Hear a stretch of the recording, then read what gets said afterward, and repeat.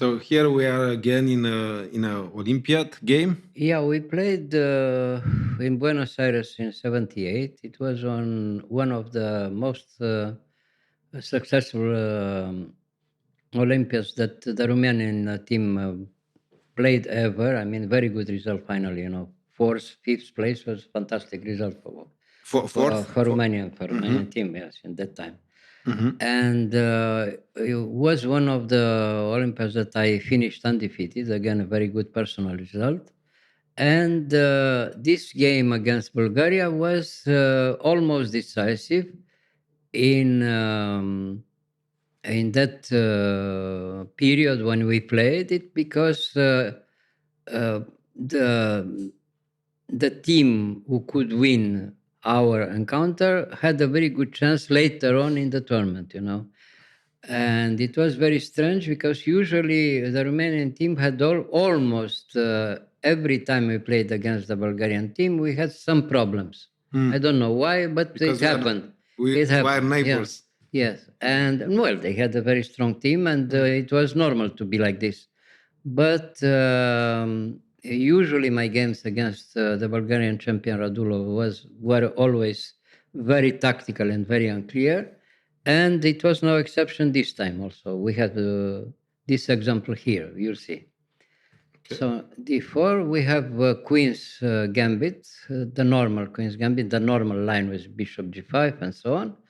And here after castle E3, B6, this is the Soviet analysis with H6, Bishop G4, pardon, Bishop H4, B6, or immediately B6. This is the so-called Makagonov variation for black. Yeah, Soviet specialty. So in this time. Yeah, Bishop D3, Bishop B7, and now I decided to take in F6. I don't know why, because I didn't play before Bishop takes F6 in any other very important game. I played normally Queen E2 or Castle with a small edge for white, always, you see. But this was a good specialty for the Soviet players, Geller, Polgaevsky, and so on, for white.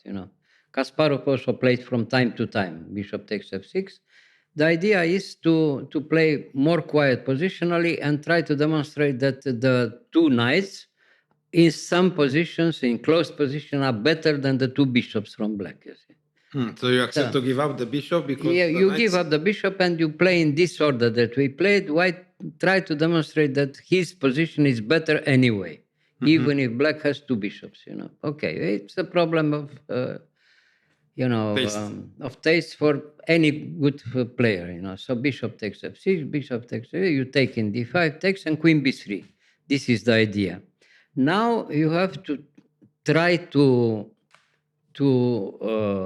play later on with black in a good order. It's not so easy, you see, because it was played successfully by Petrosian and Kasparov with white. That means that the idea is okay. The idea is very good.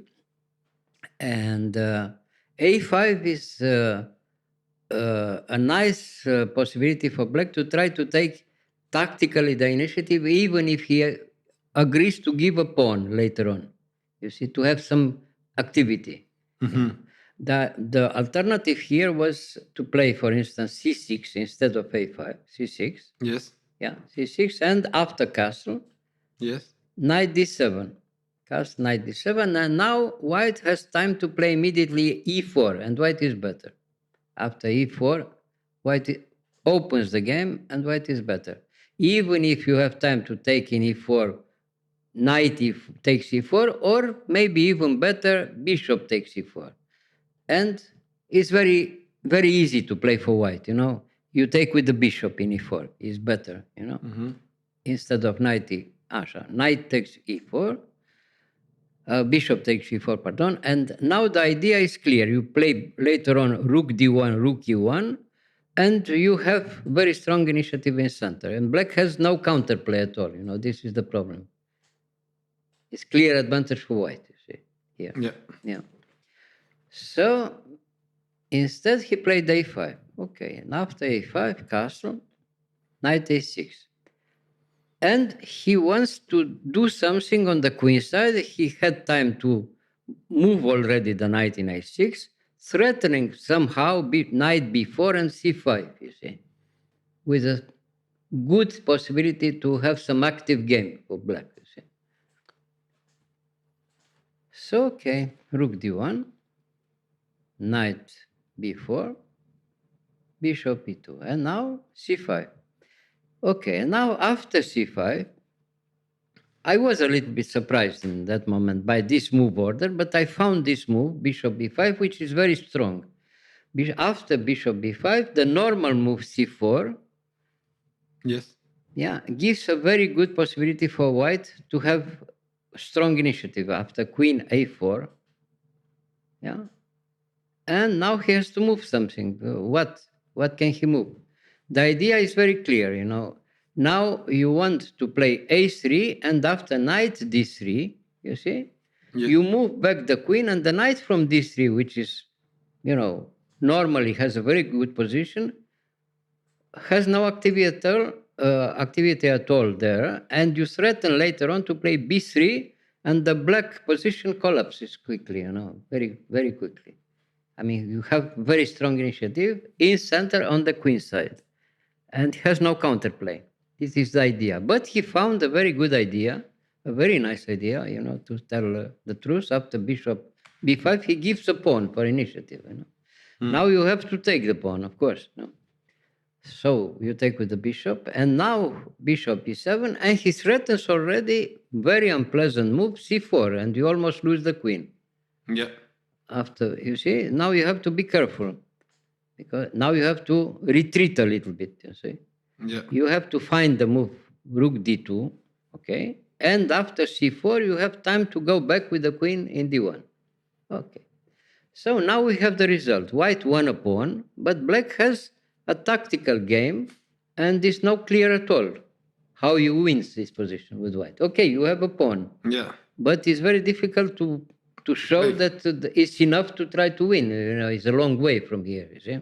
Yeah. So, okay, after a3, he doesn't come to d3 again. If he comes to d3, you have time to play queen b1 and bishop c2. Fantastic game for white, you see. Probably winning already for white. Because you want to take the second pawn in d3 or in h7. And black has no counterplay. Here is a very nice example where the two bishops do nothing. Bishop from b7 doesn't do anything. Bishop from e7 doesn't do anything, you see. Now has to go back with the knight, you see. Okay, so knight a6. But I told you it's not clear. Now I wanted to play b4, but I was if I played the normal tournament only for myself, I should play immediately b4. Yeah. But I wasn't sure because I was playing for my team. And it's very unclear what happens if he gives a piece here after b4. He can sacrifice him before, and you have to calculate very, you know, very clear what happens. If it's good, if the sacrifice is good, it's already better for black, you know. Okay? So it's very unclear. So I decided to play more quietly, and I played queen b1, but it's a little bit too quiet. I mean, it's slow after bishop queen b1. At first glance, it's excellent for white, but it's not clear because he's not forced to accept the fact that you play b3 or b4 to open the game. He keeps the game closed. I mean, he has pawn down, but it's not clear way for white to win, you see. Okay, so, queen b1, knight c7, he waits. And now b4. And after b4, he doesn't take in b3, of course, he doesn't take. He goes back with the rook. If he took in b3, then it was excellent for white, you know. We could even take with the bishop or with the queen, and then you have control. In b4, you mean to take in b4? No, in b3, en passant. Ah, en passant. Yeah. Okay. It wasn't good for black. No, but he goes back with the rook, of course. You know. So now he has a good counterplay. Why? Because he has a passed pawn on c4, you know, pawn down. But you have now to move your piece from d2 to a2. Is a little bit artificial like this, you see. You have all your pieces on a2, a1, b1 is a little bit too much like this, you know. And he has he's free to do something on the other side, you know. In the center, or to play f5 or something like this, you know. It's not clear. The position is balanced. It's not clear. Yeah. And we are approaching, as usual, the time control. Yeah. Both of us are a little bit in time trouble here. You see? So he found a good move, g6, threatening to play f5, and forcing you to take the decision how to play with white. You see. So okay, g6, bishop c2. Of course, you go back to now you threaten to move the pawns on the queen side. You see. Now he plays f5 because white was threatening already e4 to open in the central squares. f5, a4, okay. Bishop d6, of course. Now b5. Well, now again, very nice. We have our pawn, we keep our pawn up for Yes. white. Yes. But black has no problems. If you look at the position compared with the position from before, Yeah. black has some counterplay. He can play, also. Yeah. So, okay, after rook a5, now the position is fixed, you see. Now you Yeah. can't move anymore the pawns. Yeah. And he waits to see what happens. I mean, in time trouble, it's very unpleasant because now you have to try to play for win. But if you play for win, you give some initiative for black, you see. The only way to play for win is now knight e5. Okay, I played knight e5. But why? Why is the only way? Wait, what can you play? If you don't play knight e5, you play something with the queen, for instance, But where? Only in d1 instead of knight e5. Yes. Okay. You play queen d1, for instance. After queen d1, he has time to move queen e7, and you can't move your pieces. You are a pawn up, but it's not chance at all to try to play for win, you see. Yes. Yes. After knight e5, you give some counterplay for black, but if he doesn't take immediately in e5, you have time to push f4 and you come later on. You change the plan and you come on the other side. If you have time to have the knight in e5 and the pawn in f4, it's very clear that white has a very strong initiative on the other side, h3, g4, and so on, Yes. But of course, he doesn't let you do this. He takes immediately in e5, and now he has time to push d4 immediately. And it's very unclear. The position is very unclear now. And our team was, to tell the truth, was a little bit worried that black takes the initiative and the game will be reversed somehow, you see? Because now, after queen e1, rook e8, yeah, it seems that he takes back the pawn. Yes. Yeah, rook d1. And I remember that we had a small possibility to talk because we took something from the bar, I don't know, lemonade or something like this. And my colleague Chokilte asked me what happens in this position because it seems that black took the initiative. And what happens after rook takes e5? It seems that black is winning after Yes. rook Yes. e5. I was actually looking at that move. Yeah. And after, of course, he took in e5, but it's a big mistake. Oh, really? Yeah, he took in e5. Yes. The good move, instead of the only good move for black, was to play queen g4, but it's very difficult to find in time trouble, not to take the pawn, you see. Yeah. Because now, after queen g5, queen g4, queen f1, white is a little bit better anyway. Now, if he takes in e5, you have time to play immediately f3 or rook d7, and white is clearly better. Even better, probably rook d7. And now white again has a strong initiative, you see, on the 7th rank. But anyway, that's what's better than our game. He took in e5. It seems that black is winning. Look at this position. Yes. What can you play now? You can't move the queen because you lose the knight from c3. Yes. If you play queen e2, again, black is winning after queen g4. He attacks the knight from e2 and mate in g2. You see? But it's unbelievable, but white is winning by force here, So rook takes e5, and now comes the surprise. Fantastic move, knight e4. I mean, the knight is attacked from everywhere, but it's completely winning for white, you see. Oh, yes, in a very nice position. Yeah. But why?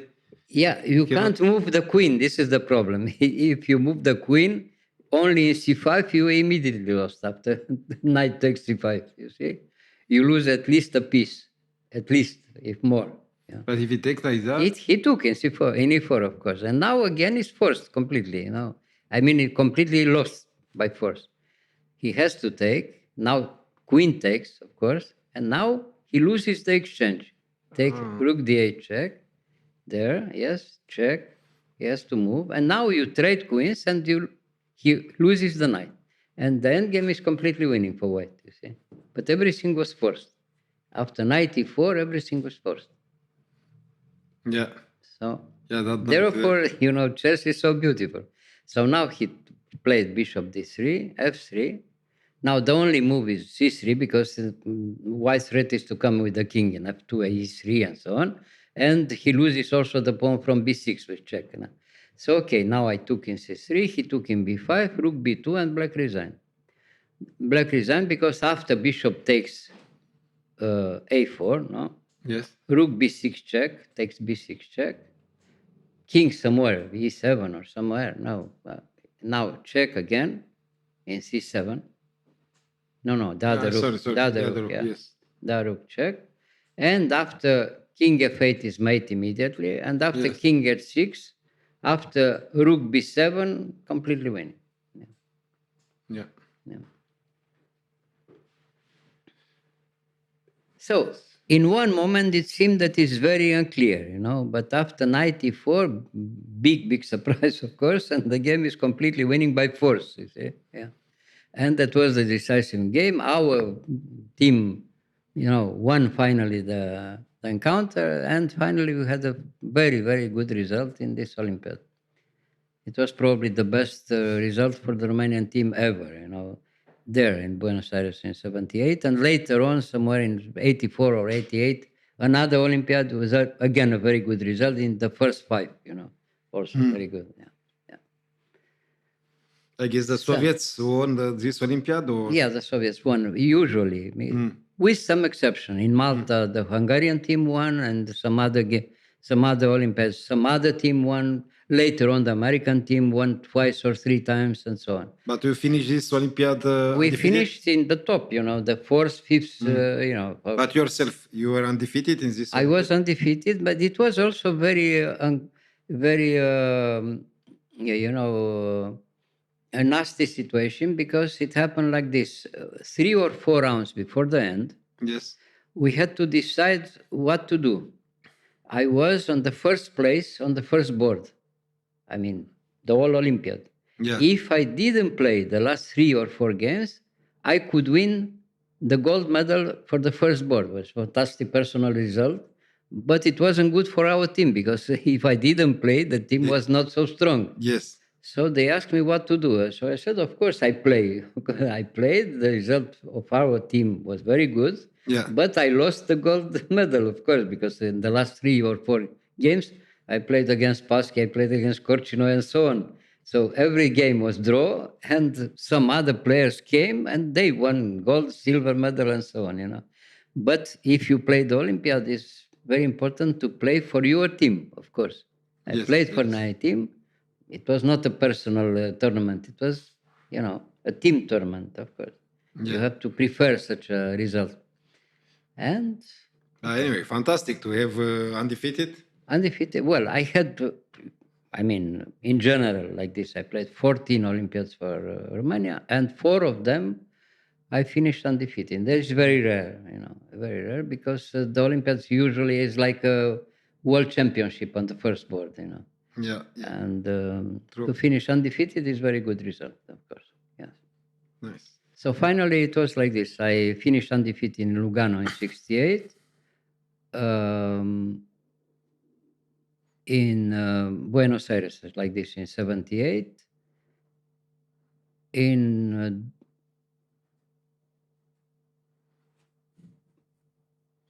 Dubai and in Dubai in 86. So in total were 4 Olympiads without defeat. So very good result. Yeah. Nice. All right. Yeah. Thank you, Mr. Gheorghiu. You're welcome.